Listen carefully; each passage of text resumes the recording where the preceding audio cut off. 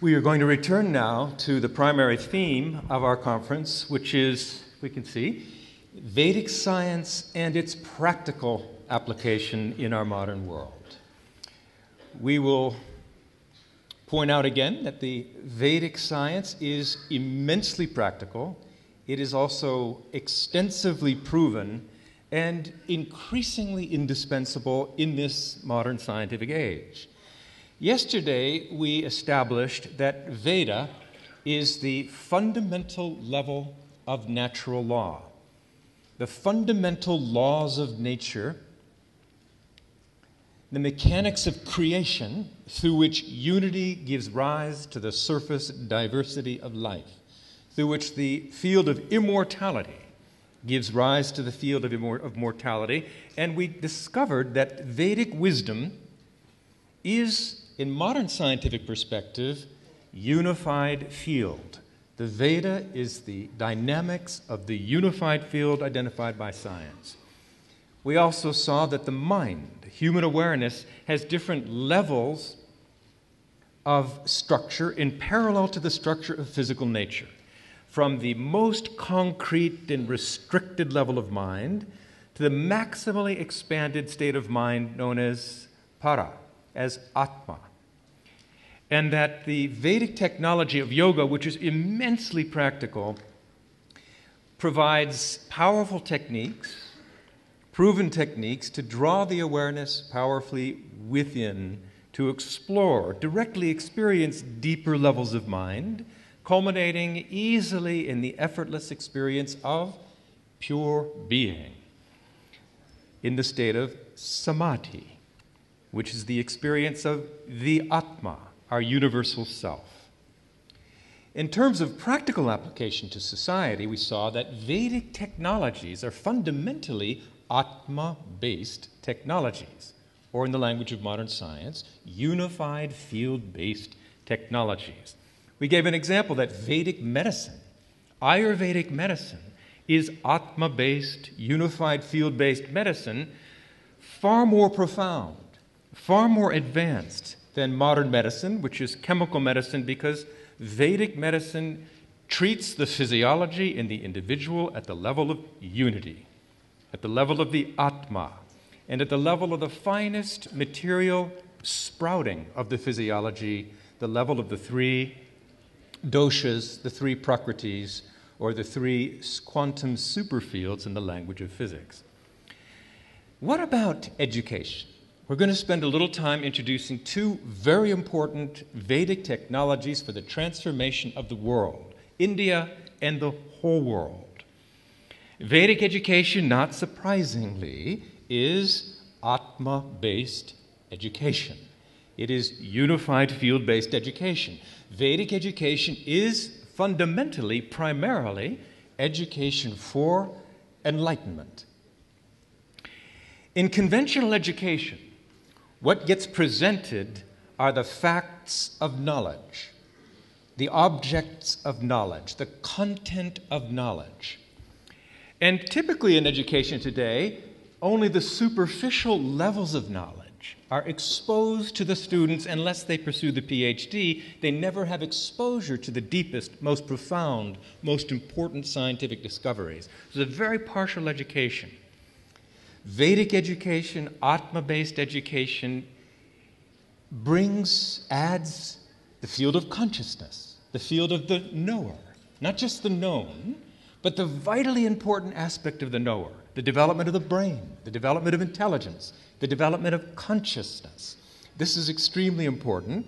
And again, it's not just the intellectual study of consciousness that is key. It's the actual development of consciousness through technologies, educational technologies that are uniquely Vedic. Again, technologies, for example, from yoga, giving rise to the experience of the transcendent.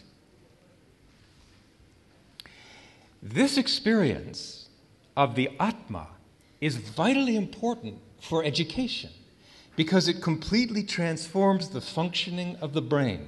Very important. It completely transforms over time the functioning of the brain. It brings, as this chart shows, a completely integrated functioning of the brain, an indomitable coherence and orderliness of brain functioning that is unique to Samadhi, but gets brought more and more day by day into the functioning of the brain, of the mind, in activity.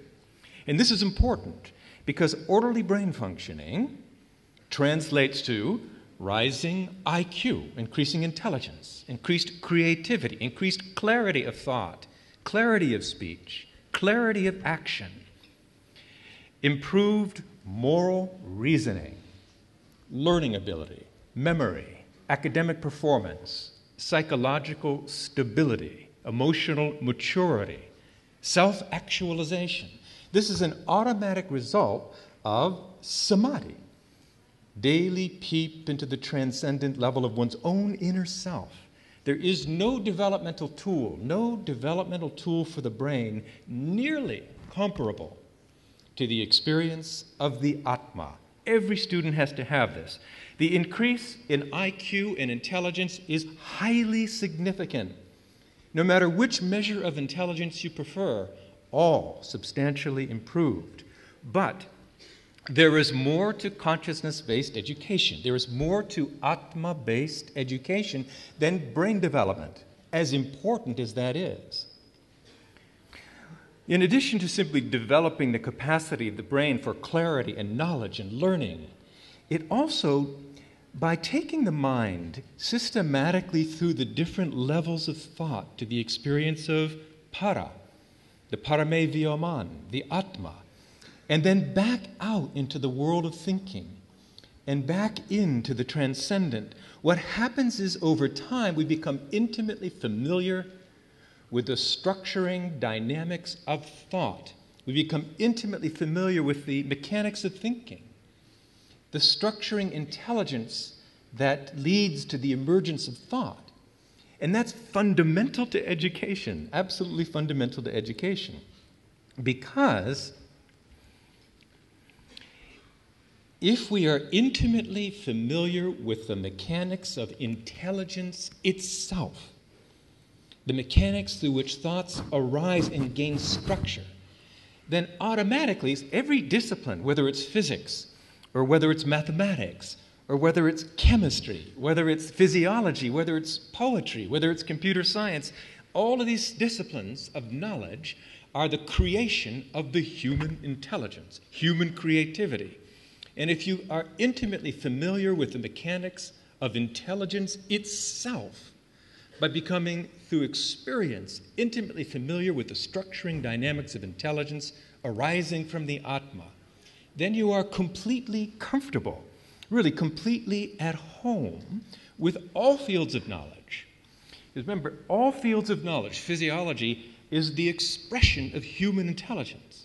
And if we understand the dynamics of intelligence itself, then physiology is completely intimate to us, natural to us.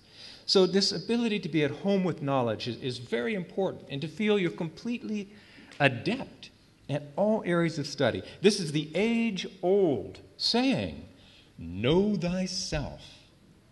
Know thyself. Know that, knowing which, everything is known. And this ancient principle is it's expounded in the Veda itself. One of Maharshi's most favorite verses of the Rig Veda, in the first bundle of the Rig Veda, is the verse, the Richo Akshare verse, in which basically says, Richo Akshare, Parame Vyoman. That means the riches of the Veda are structured in consciousness. The riches of the Veda, the laws of nature, are actually generated within the field of Atma.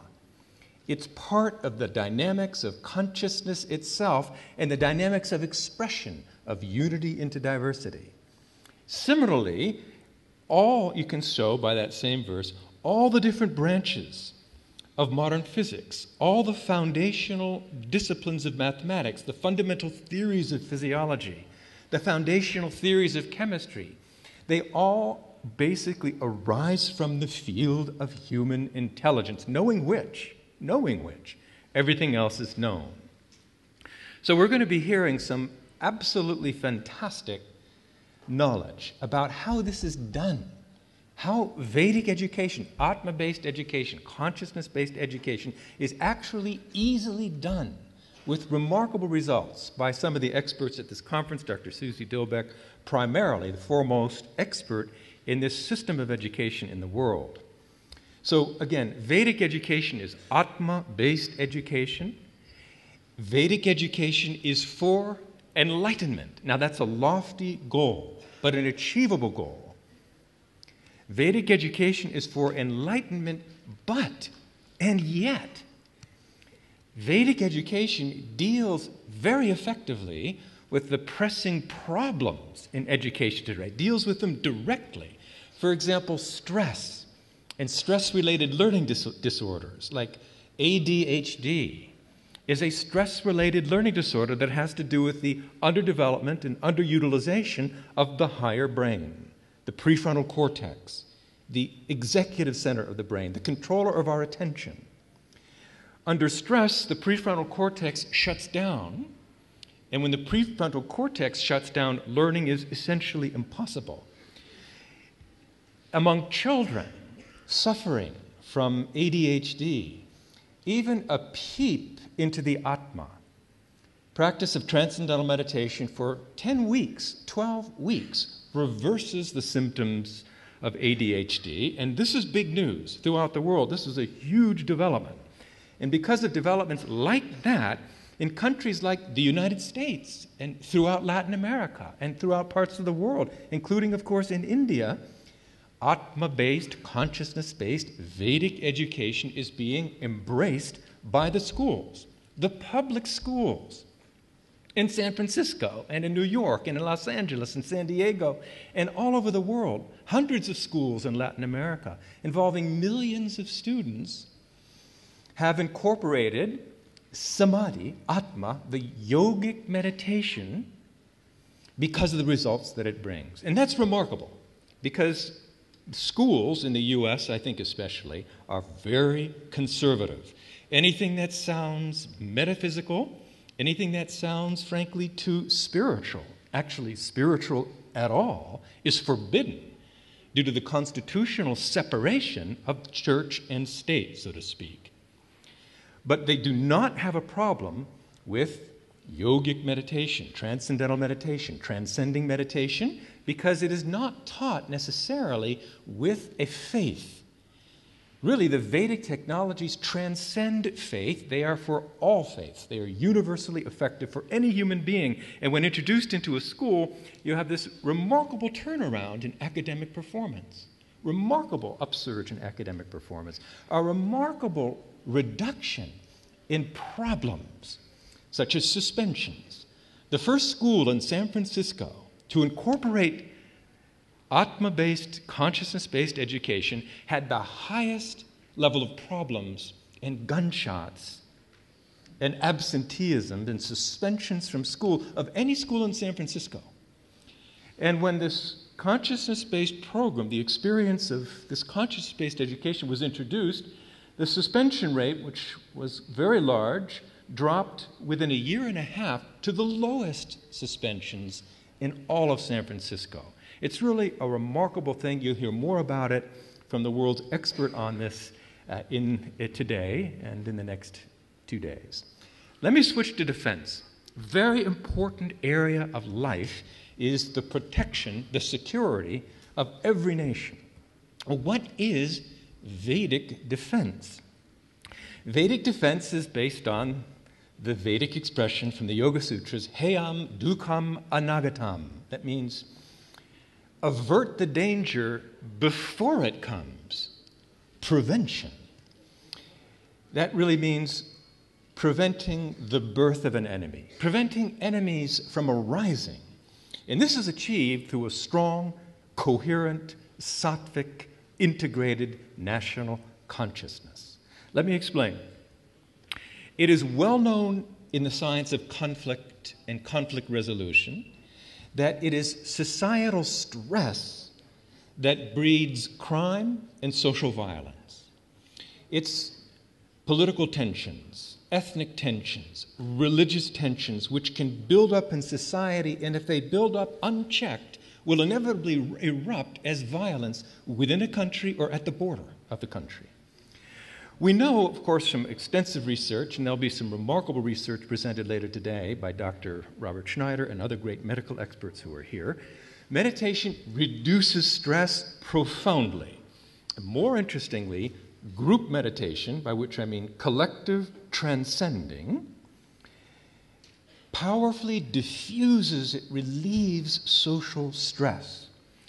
What gets created in the field of collective consciousness is an upsurge of sattva, positivity, coherence within the collective consciousness of society, spreading through the unified field itself. And when the unified field is enlivened through Vedic recitation, through yoga, stimulated and enlivened, then there's more atma, more wholeness, more harmony, more sattva in every human being. That's why the Vedas say, tat sanidau vairetyaga. In the vicinity of yoga, hostile tendencies are eliminated. In the environment of the experience of the transcendent, in the environment of the yogis, hostile tendencies are eliminated. And according to research, it does not take many people to produce an influence that can be felt across an entire country. A group this size was enough to radically change the atmosphere in Washington, D.C., in a very major experiment that took place in 1993, an enormous experiment. And the moment the group gathered, we had volunteers coming from 100 countries to lend their nervous systems. These are all yogis. These are all practitioners of Transcendental Meditation and its advanced techniques. The moment the group arrived and began the practice, there was a sudden and predicted in advance drop in violence, drop in crime, improvement in all societal trends, a remarkable transformation. The first of these studies, published in the Yale University of Conflict Resolution, was a breakthrough.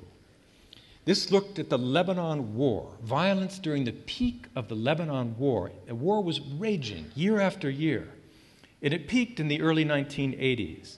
So what happened is, for experimental purposes, they would assemble a group of yogis, of advanced meditators, and then disassemble the group for a few days and assemble the group and disassemble the group. The size of the group varied day by day, but what you can see from the research, and it's highly statistically significant research, that as the number of yogis, yogic flyers, rises and falls, the progress towards peace rises and falls.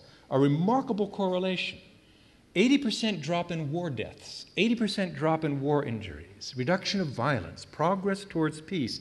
And this experiment was such revolutionary that the editors of the Yale Journal said, this is interesting, this is important, but please, somebody repeat the study.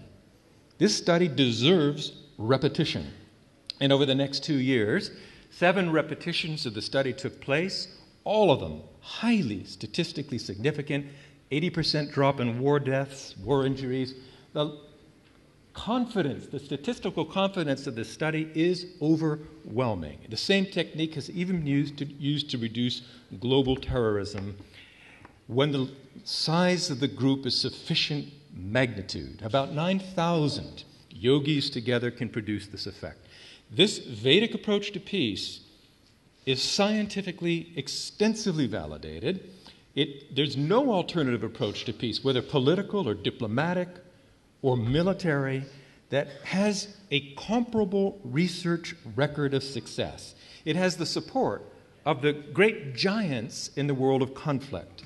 Like David Edwards says, this work deserves most serious consideration. The claim can plausibly be made that the potential impact of this research exceeds that of any other ongoing sociological or psychosocial research programs. Because it works, this is being incorporated in more and more militaries throughout the world. Interesting, militaries practicing yoga. Interesting that Lord Krishna gave the timeless wisdom of yoga to Arjuna on the battlefield. It is for the rulers of society, the protectors of society, and indeed for everyone. The Department of Defense of the U.S. Army, the Veterans Administration in the United States are pouring millions of dollars into the research and use of transcendental meditation for many reasons. The plan here that we are proposing, and we're very happy to talk with and work with anybody to do this, is for one part to introduce this into the military of India. Military of India are charged with responsibility to keep the peace. They should be given the tools that have been proven to be most effective at keeping the peace. A few hours a day. The rest of the day they can do their normal routine. But a few hours a day to experience and stimulate the absolute transcendent parame vyaman, to uplift the collective consciousness of society.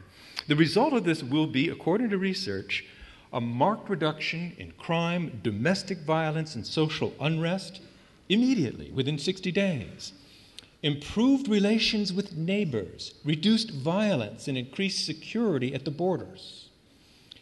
Improving health and positivity and positive economic trends throughout the whole country. That's with 3,500, according to research. More would be better. And finally, I should just mention, the soldiers themselves are the first beneficiaries of the practice. Soldier is a stressful profession. There are more soldiers today die from suicide than from combat. The problem of post-traumatic stress is extreme in the armed services of the U.S. and of the world. Transcending quickly restores balance to the brain and vaccinates the troops against the ravages of war stress by creating great resilience in the nervous system. As a result, symptoms of PTSD within 8 weeks, often much sooner, are eliminated. It's amazing. However, India has a very special advantage. India has an unbelievable treasure. India has hundreds of thousands of Vedic pundits who have in their tradition the task and the capability of maintaining the peace.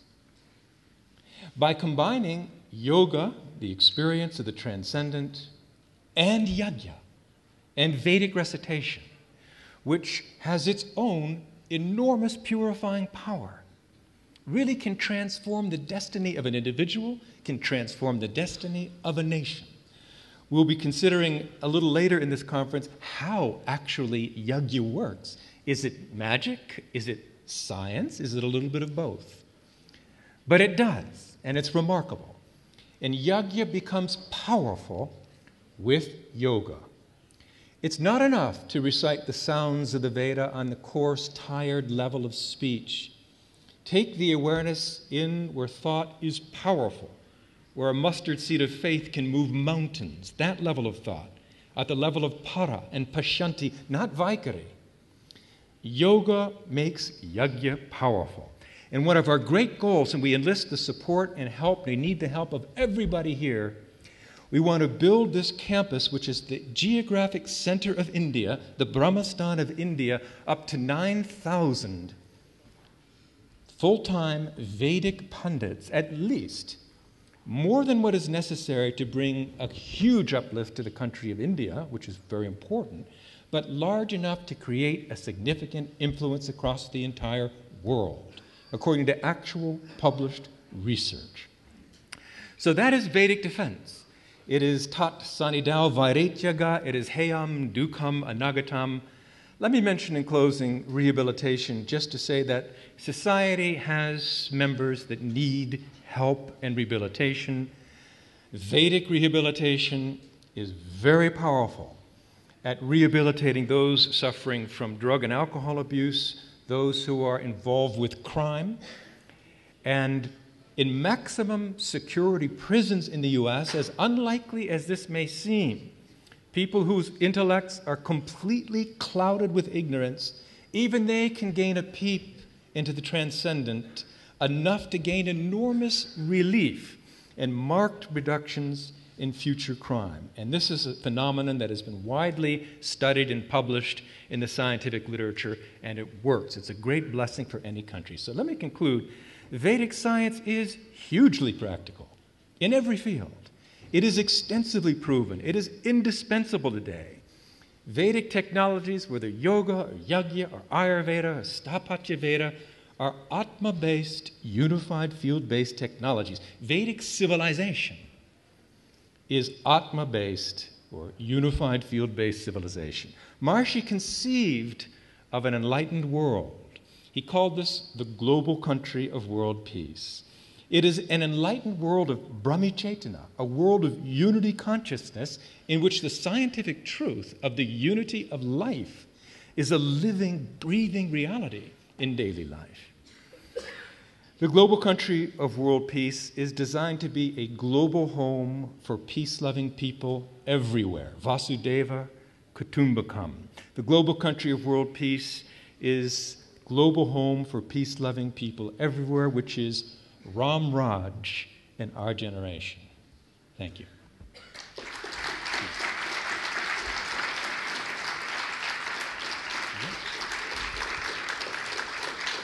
Thank you very much. Thank you.